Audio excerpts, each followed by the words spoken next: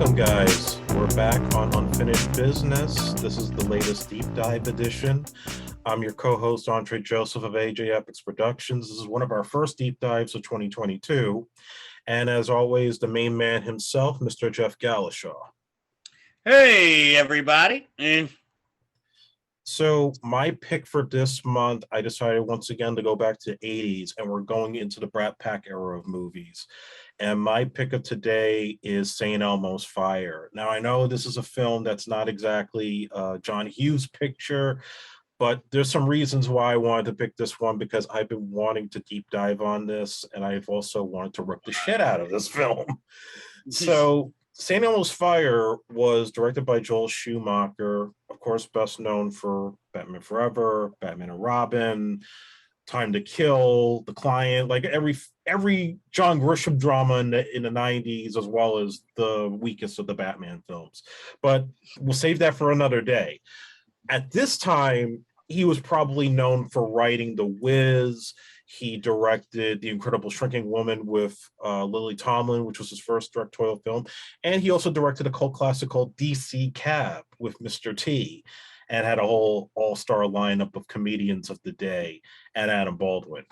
So St. Elmo's Fire was the film that started the term Brat Pack in the 1980s, because when they were shooting this movie, there was an infamous New York Magazine article.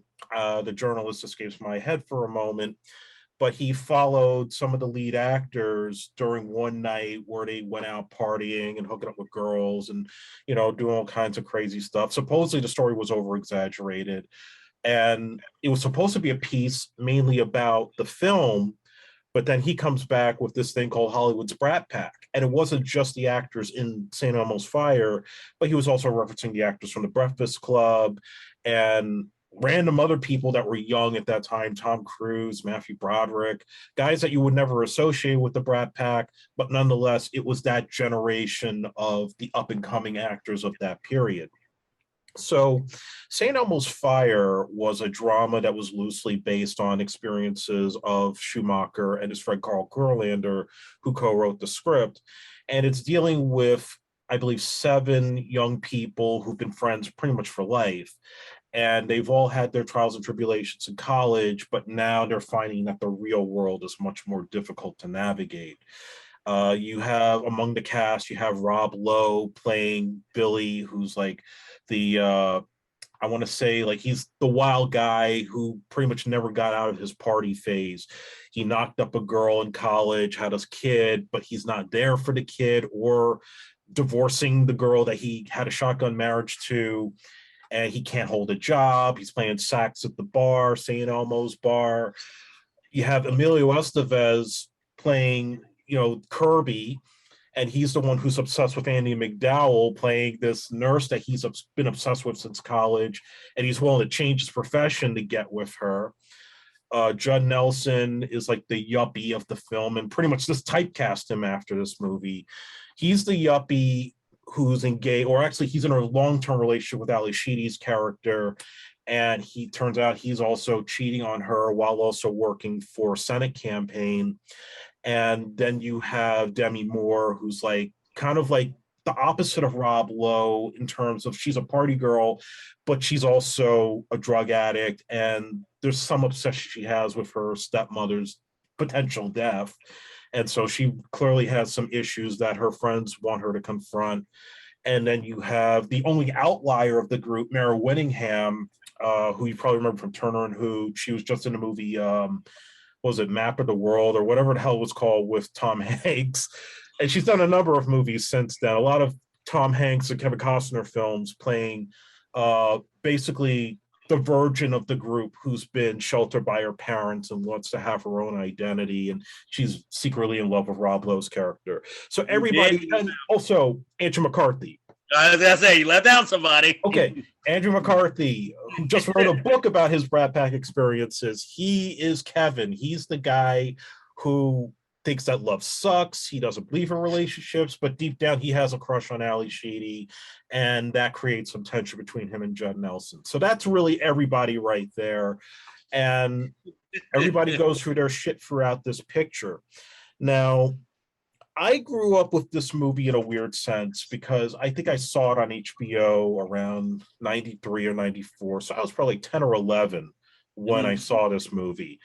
And I knew all the actors because I'd seen them in other things, but I remember it was like one of those movies that as a kid, you know how it's like I had a conversation with my friend the other day about like stuff that we loved as kids and then we grew to hate it as we got older. So in the case of Saying Almost Fire, I remember watching that movie, not knowing what any of it is about. I left that movie not knowing what the hell happened, but I just was gravitated by this good looking cast and just their personalities and their chemistry together. That, like, as a kid, I'm like, wow, I want to have friends like that. I want to, have my own Brat Pack and hang out with them in school and feel like we're the popular guys. As I got older, particularly once I got out of college and went through similar experiences as a few of those characters, I said, these are the worst people in the world to hang out with. These are like so a bunch of assholes and a bunch of creepy stalker types. I wouldn't want to hang with this group. Well, you could hang with Mayor Winningham. Yeah, but Mara Winningham is like the only one that has any innocence about herself. The rest of them are a bunch of yuppie jerk-offs. I wouldn't want to hang with that crew. So it's one of those movies that I think because it has like that David Foster soundtrack and everything else, it kind of softens up the more disturbing, outdated cultural aspects of it, which I want to get into. But let's dive it to you, Jeff. What are your thoughts and memories of St. Elmo's Fire? Gotta love that David Foster sax. I remember the soundtrack more than the movie at first, because that St. Elmo's Fire, Man in Motion, which was written for a charity, campaign. I saw this way before you, obviously. I know I'm older, but I probably saw this on HBO like in 1987. So I like you didn't know exactly what was happening, like majorly, like the major plot lines. Anything that I do remember had to be told to me visually. Like until I saw like when Rob Lowe's character is in the car with Demi Moore and they're like he puts the keys down his pants and they wrestle. Yeah. And then you see the mother of his child holding the baby and coming in. That was the first time I realized he was married in the movie when I was a kid. So, like, things had to be told to me visually. Now, as since it was 1987, I knew who the Brat Pack were. I knew who all these actors were. And I had seen, like, anything that came out. They were, like, the big movie stars of the time period, at least of the movies I was watching. So, Andrew McCarthy, Ali Sheedy, Judd Nelson I knew from just Breakfast Club. Yeah. Emilio Estevez, my boy. But like you said, you watch it as a kid and you're like, oh my God, this movie is so like good and so captivating. Then you get older and it's like, what the hell is this shit? I mean, there is one thing Joel Schumacher did visually that was stunning in this movie, but it makes no sense in the long run, which is Demi Moore locks herself in the apartment, seemingly trying to kill herself. Never explained how she plans on doing it, just that she's locked in an apartment. And they're acting like she's got a knife to her throat and she's just sitting there with the blinds open. But there's a shot where the blinds are like with the wind and a Billy Idol like painting is on the wall.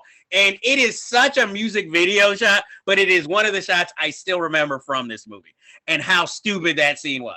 Well, Rob Lowe still has problems with that scene today. Yeah, well, shit, Rob Lowe should have many problems with this movie. But, it's like, you're playing sax in a bar, dude. Like, I don't know how much you're making. And, and that scene where I guess he goes back to their Georgetown University. He's hanging with the younger guys, and he's like, oh, you guys really miss me. And he's like, no, man, you just always had the best drugs. Again, subtlety, not a strong suit in this script. And like, as you were saying, like, when they did bring this to some studios, one of the studio heads read the script and said, these are the 7 most loathsome characters I've ever read in a screenplay. And we're talking 1980s, head of cocaine time. And you have, like, again, Demi Moore's character, who's like, unfortunately, Demi Moore was also really addicted to cocaine at the time. Yeah, Schumacher had to make her clean up before they shot. Exactly. But strangest thing about this, she comes off the realest out of everybody in this movie. Yeah. She has the strongest performance. She seems like a real character. Everybody else feels like a type. I'm like, other than being torn between two men, Ali Sheedy has nothing to do in this movie. No. Mayor Winningham gets her wish. Spoiler, Rob Lowe sleeps with her at the end, but it's like, okay, that's your constellation prize by the end of this movie. That's it. A douchebag slept with you who was your crush. I hate to tell you, a lot of 16-year-olds live that dream. You know who almost got cast in that role? You want to hear this? I'm ready. It shocked me. Mindy Cohn from The Facts of Life.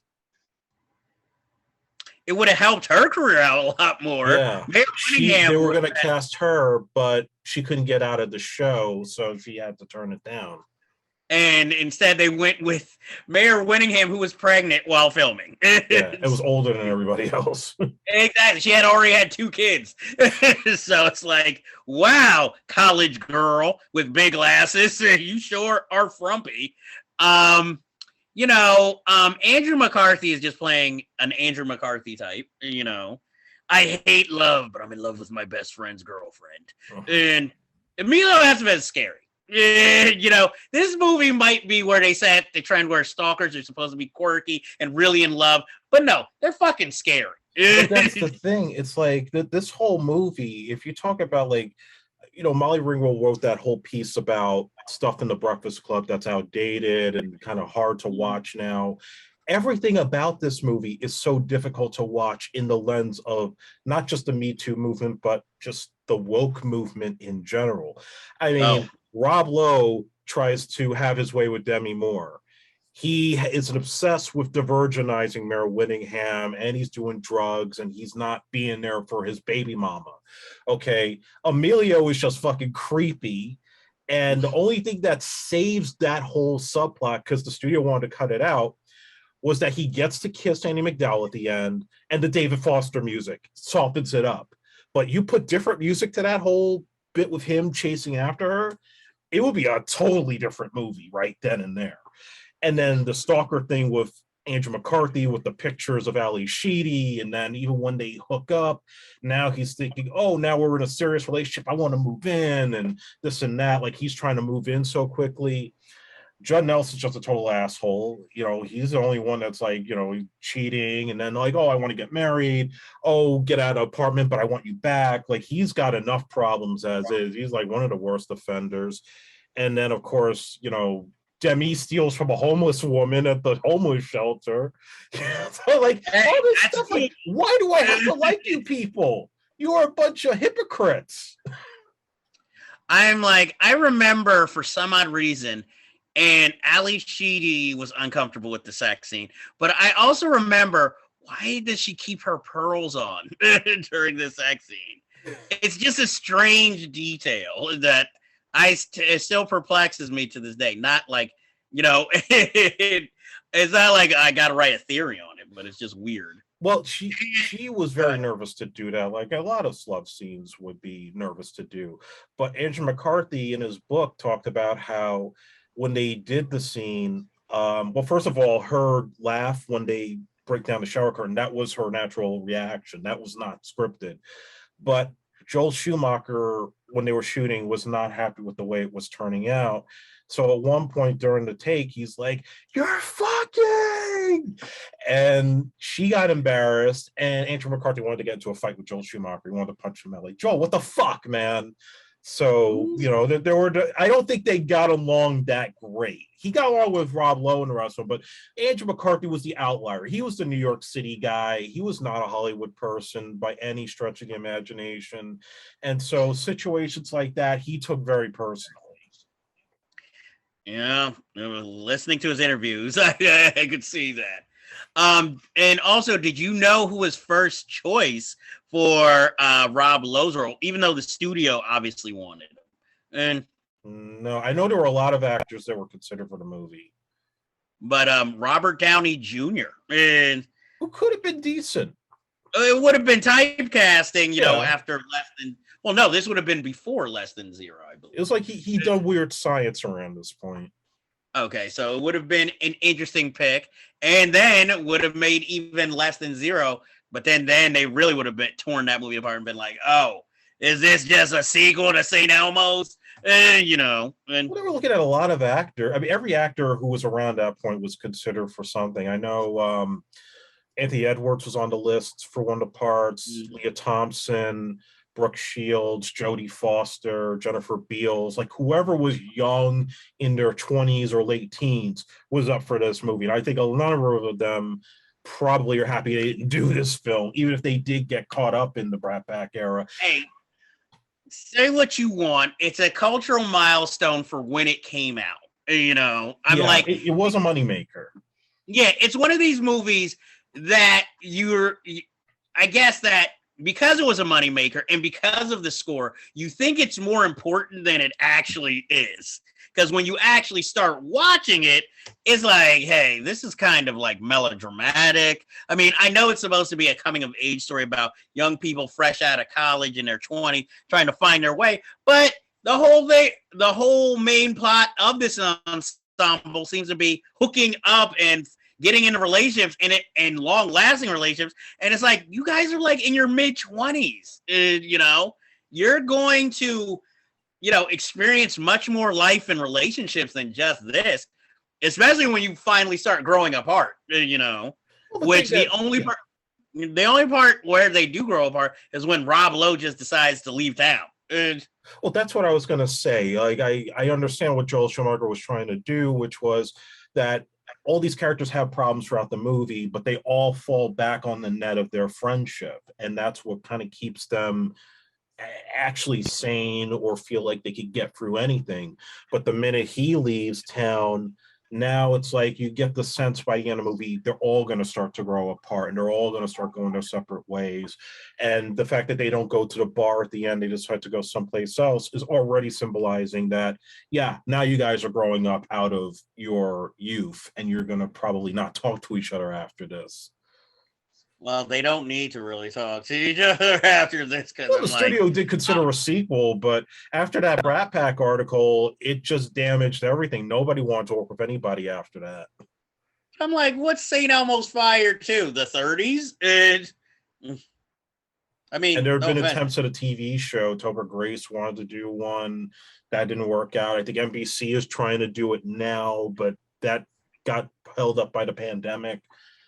I mean, I get you could do things thematically to, have a new set of kids, but you can't do it with all that crazy stuff with stalking girls and, want to virginize girls and rape them and do all that. And then have like a nice soundtrack to make it sound like it's all nice and pleasant and, important. Hey, David Foster's popular again. Yeah, that's all I'm saying. But he's got his own issues too, but we're not going to get into that here. Exactly. But my thing with this is you don't really need to, I guess maybe St. Elmo's just for the title and the recognition, but I'm like, you can just write your own coming of age after college tale. It doesn't need to be, part of this lexicon of this, like I said, it's a fun movie. It's akin to like a teenage movie you remember fondly from your teenage years. But then as you get older, you realize how ridiculous. It's comfort food cinema. And it also commits another crime that a lot of John Hughes's movies do, which is the lack of diversity. And the only piece of diversity this film has is a black hooker played by Anna Maria Husford from Amen, the Wayans Brothers, the mom from Friday. And she probably has arguably some of the best scenes in the movie with her interactions with Andrew McCarthy, which they don't go anyplace, but they're realistic enough to kind of show that for all the bullshit he says about not wanting love and everything else, he's kind of admitting the real truth to her. Well, I thought you were gonna go with also the fact that Jules has a gay friend. You know, Another outdated attitude, like, oh, she thinks Agent McCarthy's gay, so I got a gay neighbor. Let's get you guys together, and you got a stereotypical gay neighbor, which again you can't do now because if you did, the guy would have to be normalized and not a joke. and not to mention he barely has any lines Yeah, throughout that too. and so it's just like it's like all movies that you look back on from your youth that could not be made today, for better or worse. Yeah. Like Revenge of the Nerds. Woo. And that's a landmine. So is there anything else you want to bring up about St. Elmo's Fire? Part of its lore, part of its appeal, and I know the bar isn't a real bar, and I know they didn't shoot in Georgetown. They shot at like a Catholic school because Georgetown didn't like the script. So that's a little bit of trivia there. well, I know also that there was a bar that behind the scenes they all went to that eventually closed. And I think this is kind of, even though he had previous credits, I think this is like where the beginning of Joel Schumacher really getting his mojo as far as studio filmmaking too. But also finding like handsome and good-looking young lead actors, because the next movie he did was The Lost Boys, and he took what could have been a Goonies type of picture and turned it into a teenage rock and roll R-rated picture with a lot of good-looking people having sex and killing each other. And a visual Rob Lowe cameo. Yeah. I think it also perfectly sets up kind of, strangely enough, Flatliners for a thing of, the visual flair and just beautiful young people again. And again, an ensemble film, that looks better and you remember it better than it actually probably would be watching it today. With plenty of outdated, but we'll save that for maybe a future deep dive because we're getting too much into Flatliners there. But I think it's a real. Look, I can't say it's. I'm not going to say St. Elmo's Fire is a bad movie. It's an entertaining movie. It's a guilty pleasure.